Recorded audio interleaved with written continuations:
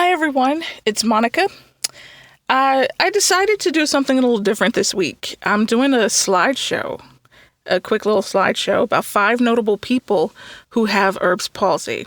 And I'm sitting here in my car at the park with the window down. So if it sounds like some kids playing in the background and some squirrels being noisy, because there are a few squirrels out here. Oh, they're so cute. But yeah, they're running around. So if you hear some background park noises, that's because I'm at a park. Okay. So starting out with number 5 on the list, we have Kaiser Wilhelm II. He was born breeched and ended up with Erb's affecting his left arm. Official photos and portraits show the ways they minimize the appearance of his arm. The doctor who delivered him was English, and as a result, he grew up to distrust the English people, despite his own grandmother being Queen Victoria. They did everything they could for him, but I guess there was only so much that they could do at the time. So his Erb's palsy was kind of a big deal for him. He had some serious anger issues, and he had a reputation for being disagreeable. Many people tried to blame his ill temper and his arm on the difficulties he faced with it, but I think it's important to note that Erb's palsy doesn't make anyone become an anti-Semite, for example, and it certainly doesn't lead someone to make terrible political maneuverings that help speed up the advent of World War I. So let's not blame his attitude on Erb's palsy. That guy was just a jerk, and maybe not the best example for a notable person with Erb's palsy, but he was notable. Which takes us into number 4, who is Bob Dole. He's a politician, and he got his Erb's palsy as a result of an injury in World War II, which proves that Erb's palsy isn't something that just happens to newborns. It's not something that just happens to kids. Erb's palsy can affect anyone, regardless of age. During his recovery, he decided to, quote, focus on what I had left and what I could do with it, rather than complaining about what had been lost. And, I might personally disagree with his politics, but I like his attitude regarding his disability.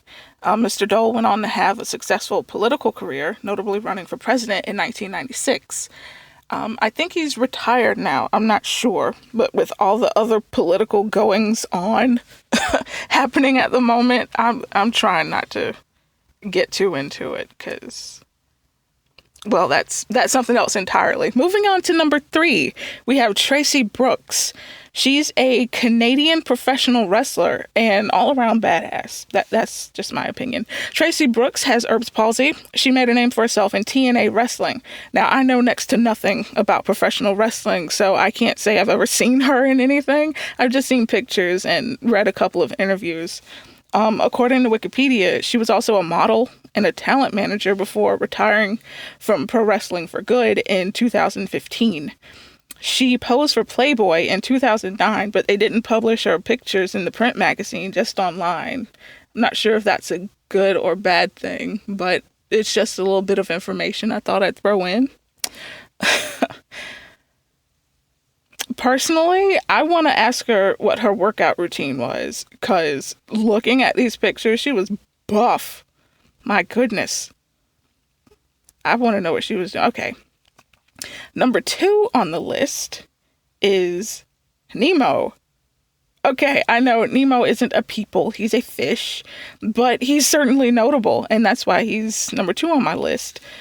He's the titular character of Disney Pixar's 2003 box office smash hit, and he was not only a spunky, adorable little clownfish, but he also had a fin that didn't quite develop correctly due to a traumatic barracuda attack that killed his mom and his unhatched siblings.